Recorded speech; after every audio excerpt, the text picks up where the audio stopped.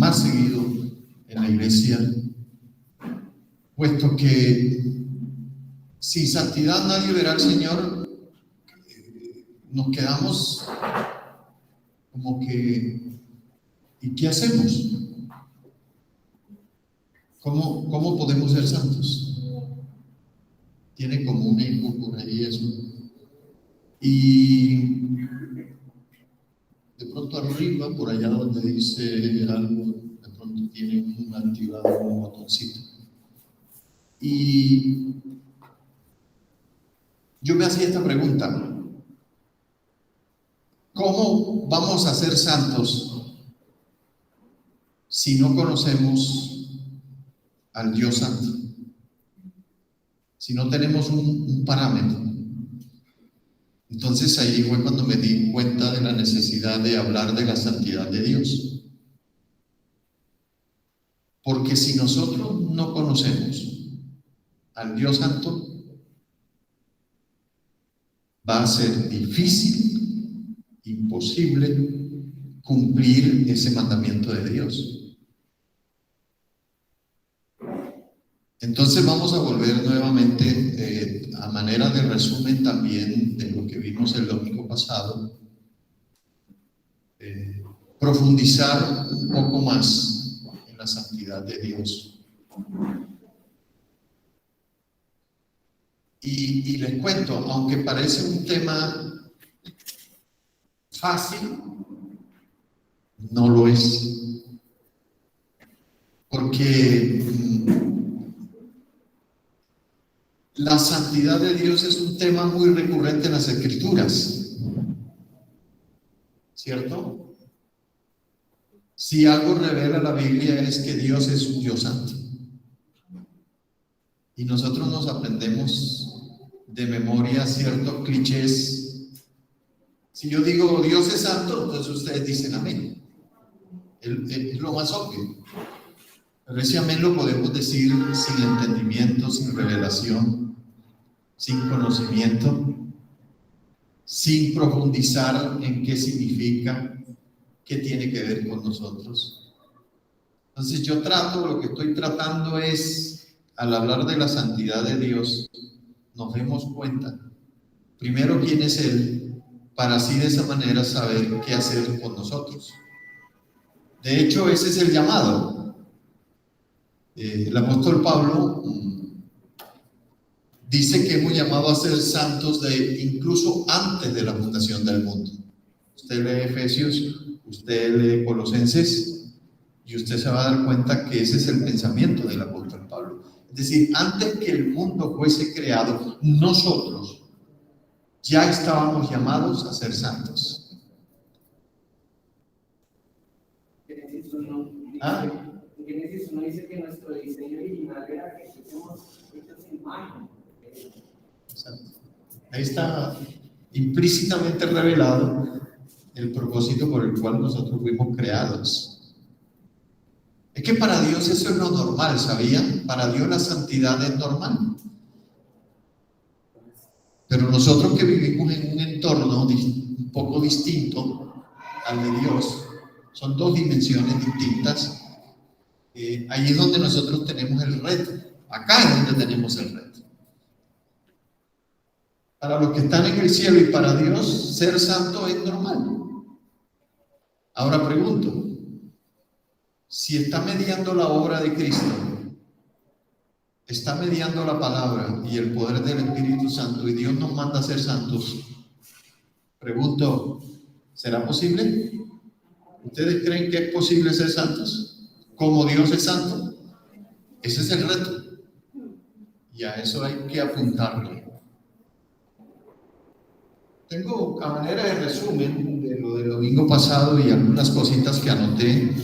Y si ven que es una sola página, ¿bien? Así que los que están aquí cerquita de la puerta y están esperando que yo termine para irse, entonces no va a demorar mucho. Estoy un poco incómodo, pero me voy a acomodar. Dice Juan, lo estaba leyendo aquí, Juan, en capítulo 22 de Apocalipsis. Dice Juan Pues Santiago, Pedro y Juan, ¿cierto? Después viene Apocalipsis, sí. En el capítulo 22, Juan está diciendo, la venida de Cristo está cerca. Amén, ¿no? ¿Será? Ya, voy a tratar.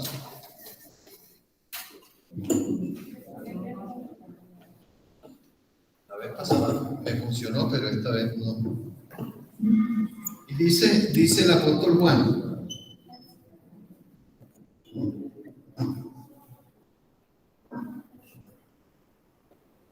bueno, aquí habla el Señor en el verso 7, 22:7, dice, aquí vengo pronto.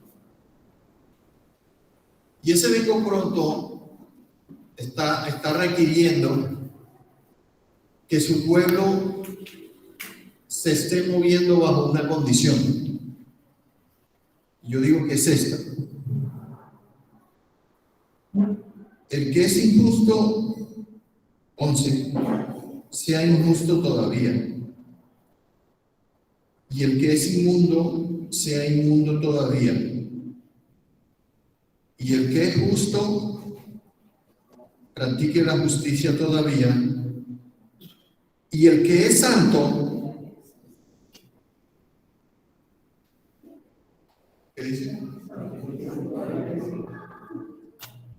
Y el que es santo, santifíquese todavía. Alguna versión dice, da a entender así, y el que es santo, siga siendo santo todavía. Amén. O sea, nosotros no somos santos por lo que hacemos, sino por lo que Pilar por ahí, Santa Pilar, dijo el domingo pasado. ¿Se acuerdan qué fue lo que ahí está en el Edén, en el chat del Edén? Pilar, yo digo que inspirada por el Espíritu Santo, estableció una frase que se va a volver célebre. La santidad es un asunto de identidad. Oigan, Pablo decía, yo sé quién soy, yo sé en quién he creído. Eso es identidad. Eso es saber quién soy. Pero bueno, quiero sobreenfatizar la santidad de Dios. La palabra santo, según la definición del diccionario, significa apartado para Dios. Es una palabra hebrea, kadosh. Algunos la he visto escrita con H al final y con K incluso. O sea, no sé cuál de las dos estará mejor. SH, ¿cierto? Kadosh. K-A-D-O-S-H. Kadosh. Y tengo la idea del pueblo de Israel cuando fue sacado de Egipto. Egipto viene a ser sinónimo del mundo, de las tinieblas. Dios lo saca al desierto para revelarse como Él es y para darle la ley, los mandamientos, ¿cierto? Para saber qué iba a ser ese pueblo y cómo vivir de una manera distinta a cómo se vivía en Egipto. Eso en la práctica es lo que Dios ha hecho con cada uno de nosotros. Cuando dice que nos ha trasladado del reino de las tinieblas al reino de su Hijo amado. Es un cambio de reino, es un cambio de cultura, es un cambio de forma de vivir. Eso es ser un santo. Pero tiene que ser bajo los parámetros de la ley, de la palabra de Dios. De lo contrario no se puede. Es imposible ser santos con los parámetros del mundo. Entonces por eso Dios nos aparta para decirnos es de esta manera. Y acuérdense que Dios lo hizo durante 40 años con el pueblo. En definitiva, ese pueblo amañado, rebelde, no quiso, pero Dios no ha desistido. El Dios Santo no ha desistido. Y una de las cosas que es más tremenda en la revelación que Dios da de sí mismo en el monte Sinaí es revelarse como ese Dios santo, que dice Hebreos, a su vez es fuego consumidor, ¿no es cierto? Esa es la manera de Dios mostrarnos cómo es Él, su naturaleza, su carácter y lo que exige de nosotros. sea, Dios no es un Dios caprichoso, no es un Dios que nos quiere molestar la vida al exigirnos ser santos como Él. Si Él lo consideró así, es porque es posible. Y es lo que yo quiero que la iglesia se dé cuenta. La santidad no es algo que no podamos hacer, que no podamos vivir. Es algo posible porque Dios ha dispuesto todo para que podamos ser santos. No es inalcanzable. No es inalcanzable. Es pretender ser santo porque Dios. Exacto. Es decir, yo les decía el domingo pasado, cuando Dios dice la escritura del apóstol Pedro, que la tengo como base también, dice 1 Pedro 1 al 15 al 16, dice, como aquel que os llamó es santo, sed también vosotros santos, ¿en qué? En toda vuestra manera de vivir. Entonces yo les dije, allí hay un paréntesis. Cuando empecemos a tratar la santidad nuestra, ahora estamos tratando la santidad de Dios. Ese paréntesis que está abierto ahí, ¿qué significa toda vuestra manera de vivir? Eso lo dejamos para más adelante, porque es un paréntesis bastante grande, bastante amplio. ¿Qué significa? ¿Qué áreas de nuestra vida toca esto? ¿En qué es que tenemos que ser santos? Porque escrito está, y aquí está la norma, ser santos porque yo soy santo.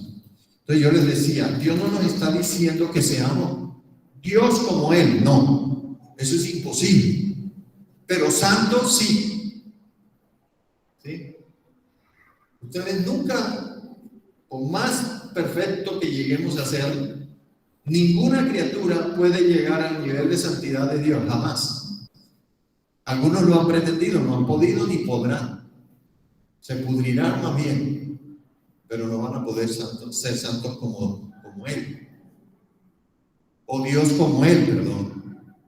Como Dios no podemos ser, pero santos como Él, eso sí Él nos lo pidió.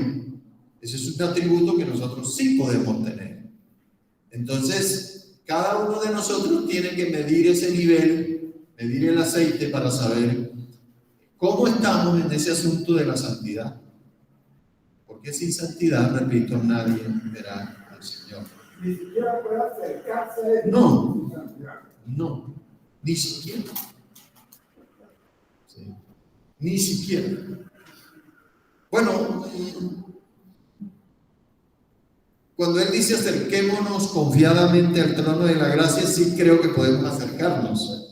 Pero bueno, guardando límites y guardando proporciones y condición, ¿cierto? Guardando esa condición de esa identidad de que nos permite a nosotros entonces acercarnos confiadamente al trono de la gracia para alcanzar el oportuno socorro, como dice Hebreos. Sí podemos acercarnos, pero a distancia. Entonces, nuestro Dios es un Dios santo. Es más, 3 veces santo. 3 veces santo. ¿Se imaginan el grado de santidad de Dios? 3 veces santo. Él a nosotros no nos está exigiendo ni siquiera eso. Yo no encontré en ninguna parte donde Él diga, tú tienes que ser 3 veces santo. No. Entonces, a mí me basta con ser santo, así sea una vez, no 3. Y Dios está exigiendo de nosotros santidad. Es decir, la excusa de que no lo podemos ser porque vivimos en medio de un sistema, mundo de tinieblas, pervertido, malo, es una excusa, es simplemente eso, una excusa. ¿No es cierto? Pero santos sí podemos ser. Santos sí podemos ser. Hebreos, sin santidad nadie verá al Señor. Salmo 95, Orlando lo usó, lo recordé el domingo pasado. La santidad conviene a tu casa. Porque aquí tendríamos que definir conviene y casa. La casa sería para mí, la iglesia, o el pueblo, o la nación. Es en la casa de Dios. Y conviene, ¿a quién le conviene ser santo? ¿A Dios o a mí? A su pueblo. La santidad conviene. Me gusta esa expresión. Conviene a tu casa. Nos hace bien. Nos bendice. Entonces, la exigencia de Dios de ser santo no es una exigencia que nos tenga que estorbar a la vida, que nos tenga que fregar la vida. No, eso nos conviene. Nos conviene. Porque a su vez nos guarda del mal. Como reza el Padre Nuestro, ¿no? Guárdanos del mal. Entonces se hace necesario conocer a Dios y su santidad a fin de poder comprender de qué manera podemos nosotros cumplir la exigencia de Dios de ser santos.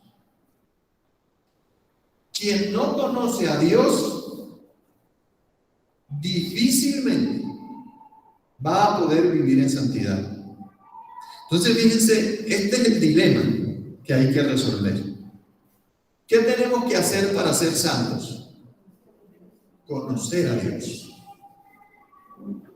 No saber de Dios, sino conocer a Dios y de su santidad. Entonces, en la medida en que más conocemos a Dios, nos posibilita a nosotros ser santos.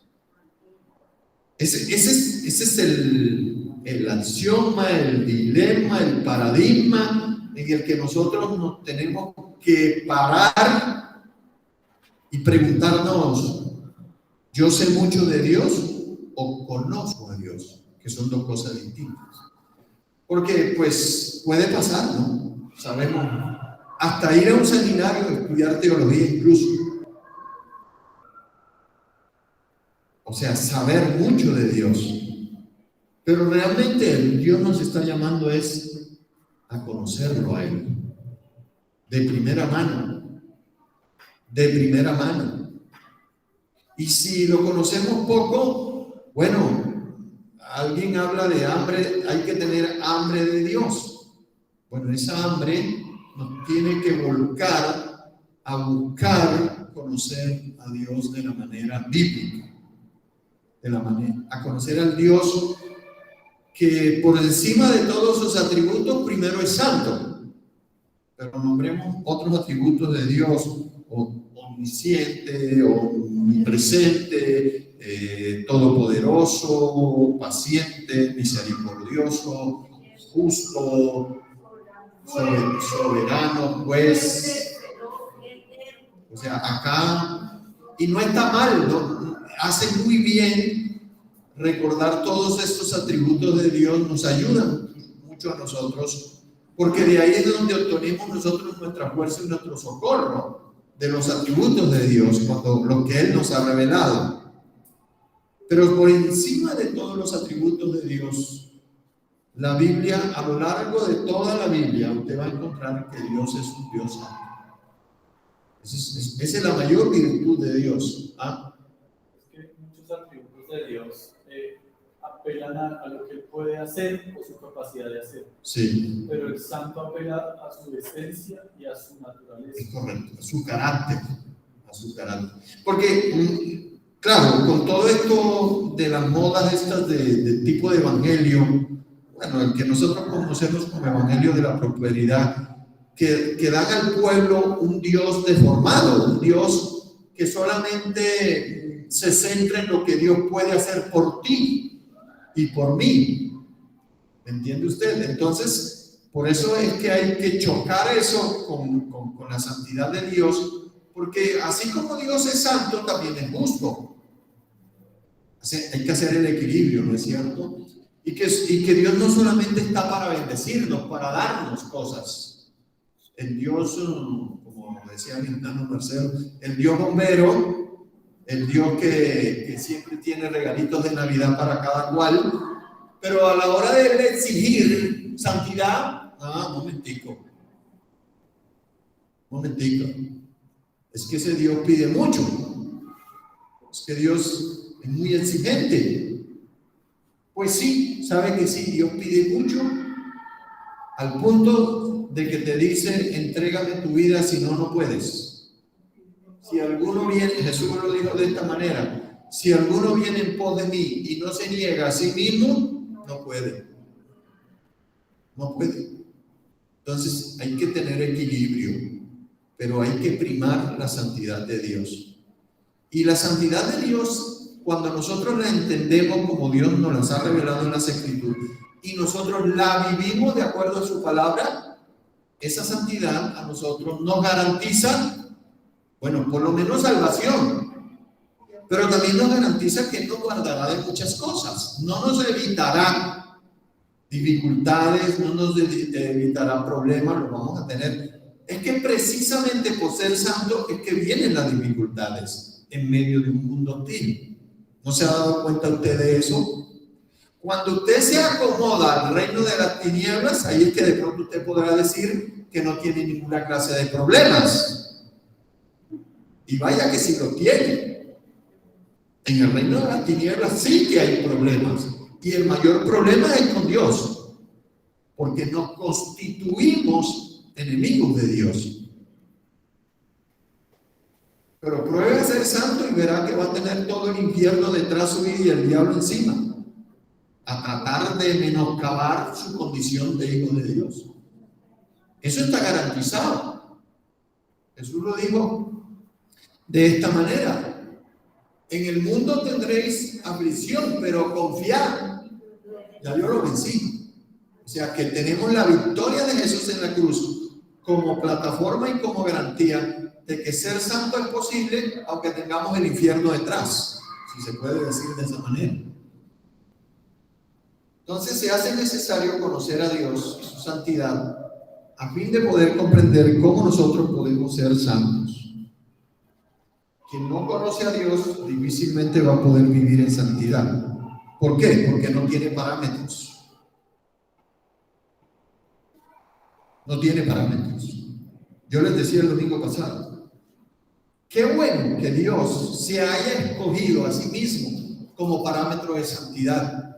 Porque si Él nos coloca otro parámetro que no sea Él o su Hijo Jesucristo, salvo el Espíritu Santo, que nunca dice que nosotros tenemos que ser como el Espíritu Santo. Yo no encuentro en la Escritura. Es curioso eso. Él dice que hay que ser santo como Él y a la medida de la estatura de Cristo, ¿no es cierto? Pero nunca dice que tenemos que ser como el Espíritu Santo. Nunca lo dice. No quiero meterme por ahí, pero me llamó la atención ese detalle. ¿Sí? Porque el Espíritu Santo es dado para hacer eso posible. Como mayor santificación. Allá vamos a llegar, por ahí puede ser el asunto, ¿no? Entonces Dios se ha puesto a sí mismo como parámetro y no cualquier otra cosa, incluso creada, incluyendo ángeles y seres humanos, por una sencilla razón: para que no caigamos en la idolatría. Si usted ve ahí el capítulo 22 de Juan, el Señor Juan, admirado, impresionado por lo que había visto y oído, se postra a los pies del ángel. Y él le dijo: un momentico, mire, Juan pudo haber sido eliminado en ese momento. Se postró ante una criatura y el Señor dijo: no lo hagas, porque yo soy consiervo tuyo, yo soy criatura como tú, sirvo como tú. ¿Adora a quién? Adora a Dios. Qué lindo eso, ¿no? Dios es muy celoso. Es muy celoso. Dice que nos anhela celosamente. Y por eso digo, qué bueno que Dios se haya puesto él mismo como parámetro de santidad. Y eso es el problema para muchos cristianos. ¿Cómo es posible? Eso es imposible. Esa vara está demasiado alta. No. Si no estuviera la obra de Cristo en la cruz, si no tuviésemos la palabra, si no existiese la iglesia, si no tuviésemos el Espíritu Santo, yo digo, Dios es injusto al exigirme ser lo que yo sé que no puedo ser. Pero tenemos todo eso a nuestro favor. La obra de la cruz lo ha hecho posible. Además, en el diseño de Dios no estaba de que para ser santo tenía que mediar el pecado, por ahí estar por el medio, ¿no? Jesús ni el Padre han desistido de la norma de la santidad con nosotros a pesar del pecado. No ha desistido. Porque el pecado es un asunto que hay que arreglar y se puede arreglar. El pecado no puede ser un estorbo en nuestras vidas para decir, es que yo no puedo. Y él le excusa a muchos en la iglesia. Dice, no, es que eso, yo no puedo con el pecado. Eso de ser santo de pronto es para una casta selecta de personas dentro de la iglesia. Mentira. Eso es una mentira del diablo. La santidad nos concierne a todos, indistintamente el área de servicio que tú estés ejerciendo dentro de la iglesia. Yo estoy acá y tú estás allá. Son dos cosas que se pueden equiparar para ponernos en un mismo saco y todos podemos cumplir la norma de ser santos como yo soy santo. Ahora ustedes entenderán, yo desde mi posición, yo tengo que dar lo ideal de Dios. Yo no puedo excusar de que el pecado sea esa excusa para no ser santos. O es que yo soy muy débil. ¿No dice fortaleceos en el Señor y en el poder de su fuerza? Es que las circunstancias que yo vivo, digamos, un marido que no tengo porque es irresponsable, o una mujer, o pobreza, o riqueza, o enfermedad, o sufrimiento físico, etcétera. Yo no puedo excusarme en eso para decirle a Dios, es que a mí las circunstancias son especiales y entonces tú a mí no me puedes exigir ser santo. No, mentiras. Mentiras. Entonces hay que sacar la mentira de nuestras vidas, que es pecado, para justificar no ser santos como Dios es santo.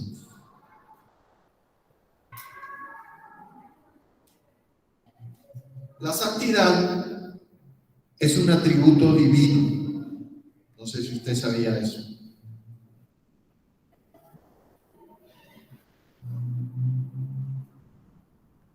La naturaleza y el carácter de Dios están distinguidos por la santidad. 2. 3. Sus actos y decisiones, las de Dios, están totalmente apartadas de pecado y de injusticia.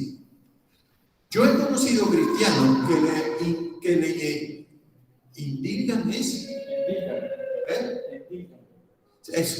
Eso. O que le apropian a Dios injusticia, ¿saben?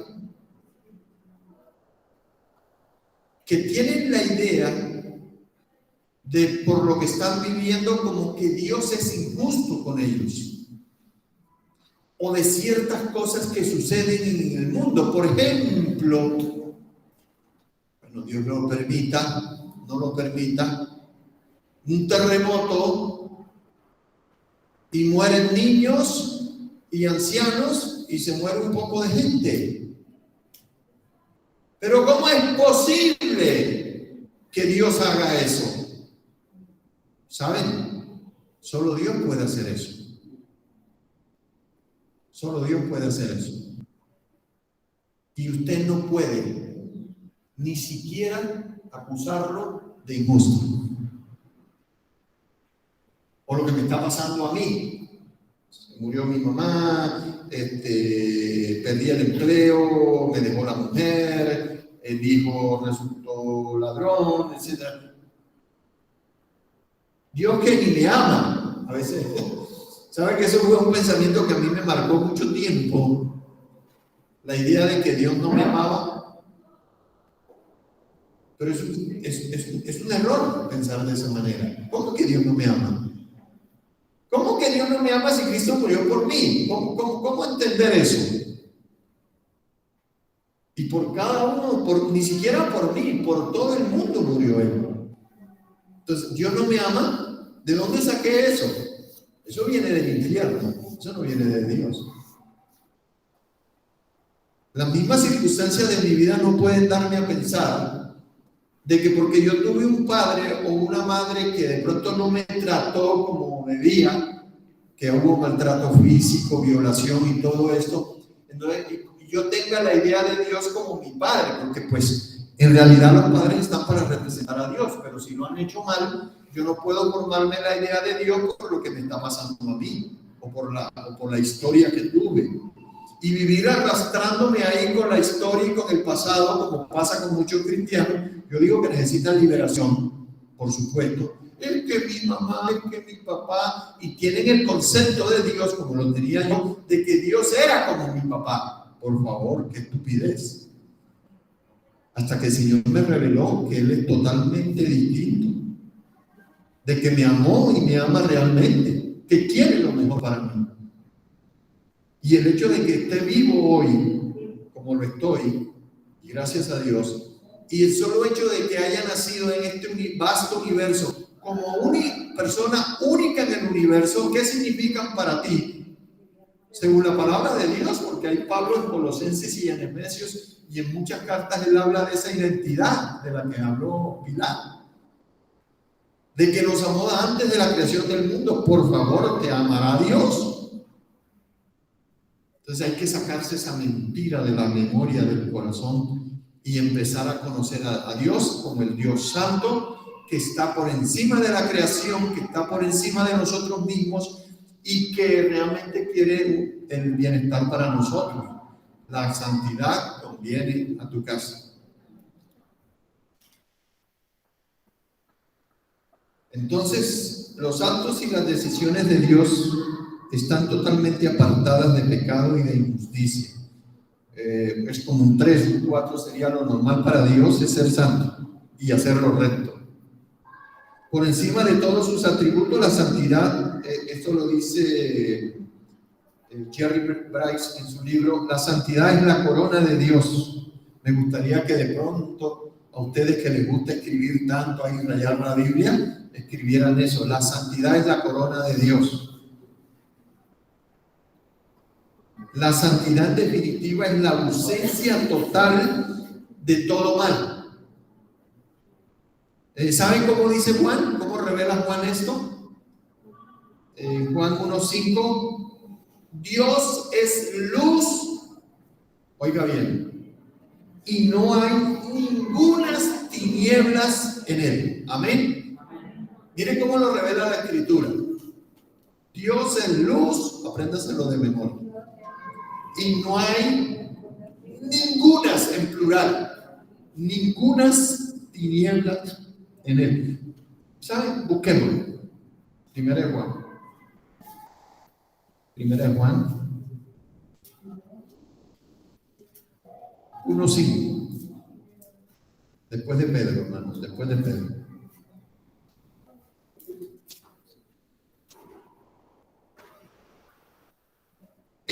Y miren, este es el mensaje que hemos oído de él.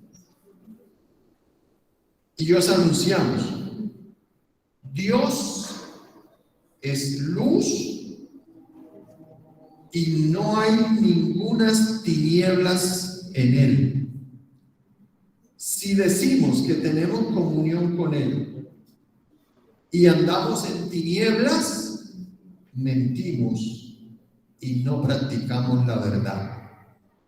Pero si andamos en luz, como Él está en luz, tenemos comunión unos con otros, y hasta entonces la sangre de Jesucristo su Hijo nos limpia de algunos pecados. ¿Se dan cuenta? ¿Cómo es Dios? Todo pecado. Todo pecado. Si decimos que no tenemos pecado, ¿qué pasa? Nos engañamos, ahí está. Nosotros mismos. Y la verdad no está en nosotros. Si confesamos, ahí está la solución para los pecados. Si confesamos nuestros pecados, Él es fiel y justo para perdonar nuestros pecados y limpiarnos de toda maldad. Entonces, mire, un santo viene a hacer esto. Esta es la dinámica del santo. Si peca, dice la Escritura, arrepiéntese. Y Él nos limpia. Sin caer en el juego morboso como los corintios, como mencionábamos hace unos días, de que estaban jugando con el pecado y Dios tuvo que eliminar a muchos, dice a muchos, en la iglesia de Corinto.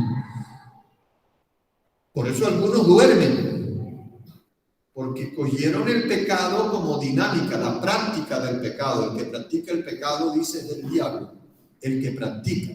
¿Cuándo practicamos un pecado? Cuando el mismo pecado lo hacemos recurrentemente. Eso es practicar el pecado. Y si la Biblia dice que es del diablo, es del diablo, hermanos. Por eso dice, no nos engañemos nosotros mismos. Es justo que Dios se haya puesto como parámetro de santidad. Es justo. Jesucristo mismo viene a ser nuestro modelo de santidad. Yo digo amén porque así como Pablo lo presenta, ¿no es cierto? Allá cuando está hablando hablando de los ministerios, ya uno puso Dios en la iglesia, primeramente apóstoles, después profetas, después evangelistas, después ¿cómo? Son 4, ¿no? Lo que pasa es que algunos que están buscando puestos dicen que son 5. 5 palabras. Sí, son 5, dicen por ahí, otros son 4. Pero dice así, que esos ministerios vienen a ser puestos por Dios a fin de perfeccionar ¿a quién? Habla a los santos para la obra del ministerio, para que no seamos más niños fluctuantes. Y después dice que ahí más adelante, en alguna otra escritura, dice que tiene que ser a la medida de la estatura de la plenitud de Cristo. Ese es el modelo divino para nosotros hoy, Cristo. Cuando Dios te dice, sé santo como yo soy santo, Él te dice, aquí está el modelo. Sé como Él. Sé como Cristo. Andar, y en otra parte dice, andar como Él anduvo. ¿Y cómo anduvo Cristo? Engañando, haciendo milagros falsos, haciéndose el vivo. ¿Cómo anduvo Él? ¿Cómo se comportó Él? Pero la mayor característica de Él es que nunca tuvo pecado. Y nos dice que seamos como Él. Ahí está el parámetro que Dios nos ha dado. Sé como Cristo. Pablo dijo, sed imitadores de mí como yo de Cristo. El único que se atrevió. Pero como él sabía en quién creía y quién era, y tenía la autoridad para hacerlo, porque les había dado el ejemplo, entonces, bueno, el Señor también nos ha dado hombres y mujeres de esta tierra, así como usted, con carne y huesitos, no espíritus ahí perfectos, no. Hombres para imitar. Y saben que hay muchos varones de Dios. Estaba leyendo por ahí algo de los generales de Dios, un librito, generales de Dios, como por ejemplo Evan Roberts. De pronto nadie sabe quién fue Evan Roberts. Evan Roberts fue uno de los hombres que Dios usó en el avivamiento de Gales en el año, a principios del siglo 1900. O Juan Wesley, o qué sé yo, Billy Graham. Y no fue que no se hayan equivocado, y mucho, pero, o como David, que era un hombre conforme al corazón de Dios. Esos son los modelos. Y vaya cuántos modelos hay en la Escritura, vaya, humanos también. Pero bueno, el modelo a imitar es Cristo. Allá es donde hay que apuntar, porque si nos quedamos mirando un poco para abajo, repito, ojo con la idolatría, ¿no? Terminamos adorando a San Nelson, a San Ferney, ¿me entiendes? Prendiéndole velitas ahí a San Ferney, imagínense. Y parece un chiste, pero es que en muchos sectores del pueblo de Dios hoy se idolatran muchos pastores, ¿o no? bueno, entonces mire que hasta dónde podemos caer. Sigo.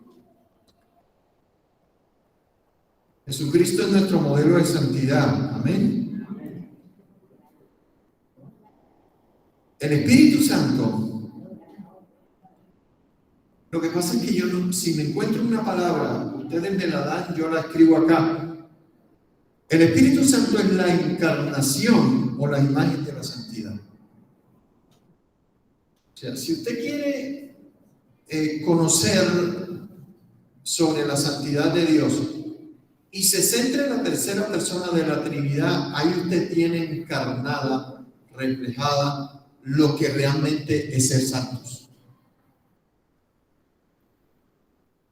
Porque imagínese el nombre, imagínese el solo nombre de la tercera persona de la Trinidad, Espíritu Santo.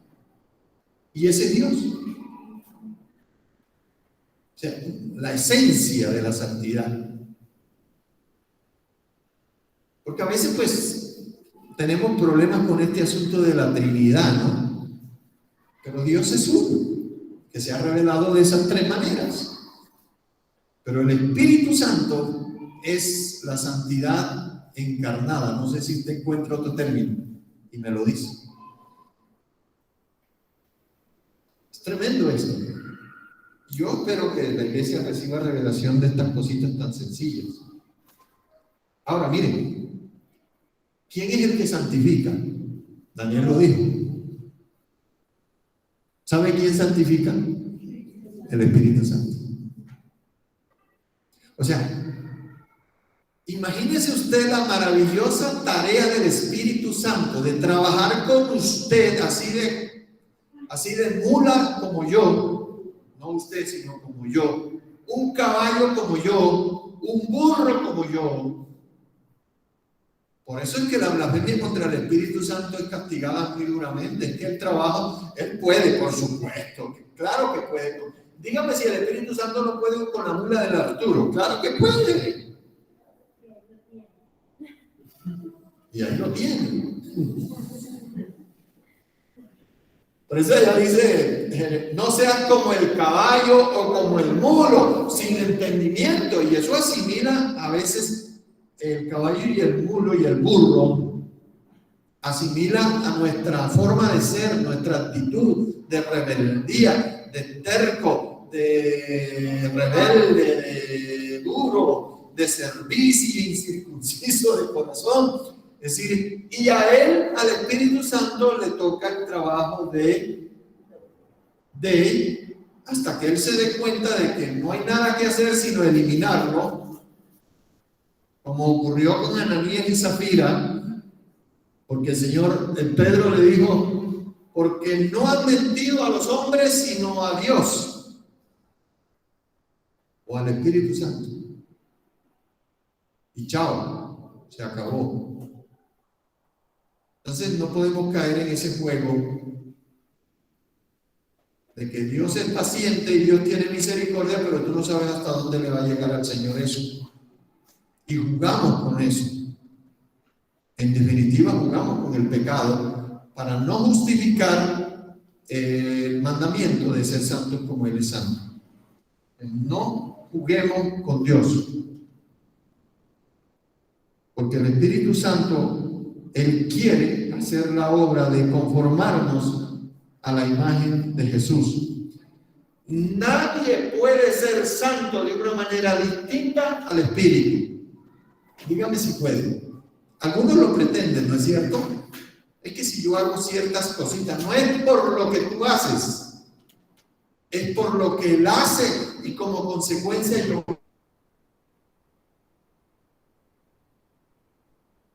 vivo como testimonio de la obra del Espíritu. Por lo que seréis, dice el Señor. ¿Ah? Si un árbol malo no puede dar frutos buenos, eso es verdad. Entonces, hermano, el Espíritu Santo es el que santifica. Ya voy por la 10. Y nadie puede ser santo de una manera distinta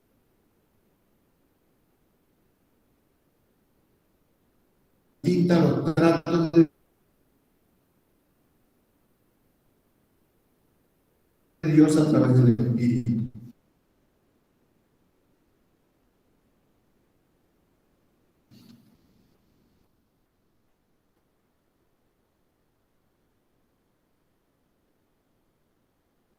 Esto ya lo dije, pero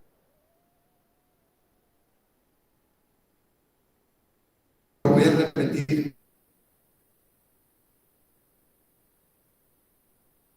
La misma naturaleza de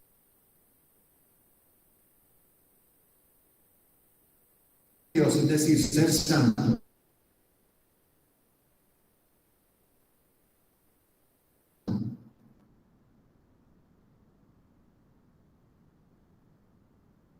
impide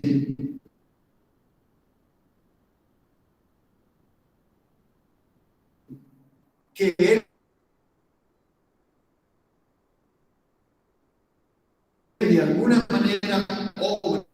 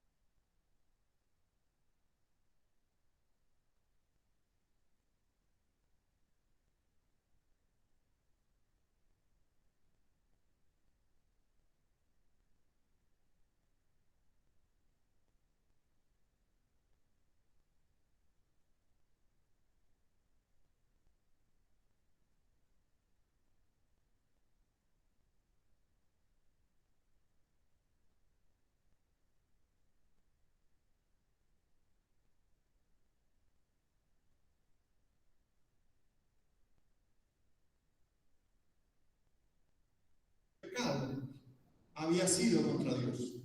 Y eso es lo mismo que dijo José. ¿Cómo pecaría yo contra Dios? Y esa es la actitud correcta que nosotros debemos asumir humildemente. Si Dios nos ha dejado la vida hasta el día de hoy como me la dejó a mí, y Dios no tiene que hacer, a todos no les tiene que dar un infarto para esto. Ojo. Pero sí, ahora, yo no andaba en nada de eso, yo no andaba, aclaro, ¿no? Aclaro. Pero Dios es así. Y Él te muestra cómo está tu corazón delante de Él. Y qué tan lejos estás de Dios. Y Él te dice, ven a mí. Ven. Dice, el que viene a mí yo no le echo fuera. Lo recibe. Y si de corazón le pide perdón, Dios lo perdona. Aunque tenga que asumir las consecuencias de su pecado como David. Se le murió el hijo. Y el Señor le dijo, nunca se apartará la espada de tu casa. Efectivamente, hasta el hijo casi lo mata. Las consecuencias del pecado quedan. Pero el Señor, en cuanto a su condición de relación con Él, Él la restaura. Y eso es lo que el Señor le está diciendo a la iglesia. Arrepiéntete y ven a mí. Y yo te limpiaré. Y bueno, lo que le promete, te sanaré, te bendeciré y todo lo que tú quieras. Y te ayudaré. Entonces termino con eso. Entonces, he pecado contra el cielo y contra ti. ¿Y qué hizo el Padre después? Porque hay que terminar la historia, ¿no? ¿Qué hizo el Padre después que lo recibió? Al hijo prodigio. ¿Qué significa eso? Restaurado. Restaurado. Vuelto a la condición a la que él renunció y la que nunca perdió. Hijo. Acuérdense que se llama la historia el hijo pródigo. El hijo.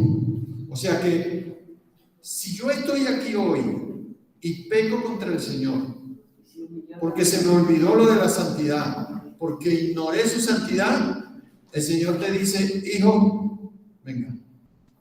Porque el Señor, al que recibe por hijo, lo disciplina. Y estemos dispuestos a recibir la disciplina del Señor. Vamos a ponernos en pie, por favor. Hay que humillarse, ¿no? Sí, hay que humillarse. Hay que humillarse. Yo insisto en el amor de Dios. Sí. Y el Señor no quiso, y el Padre no quiso, fíjese.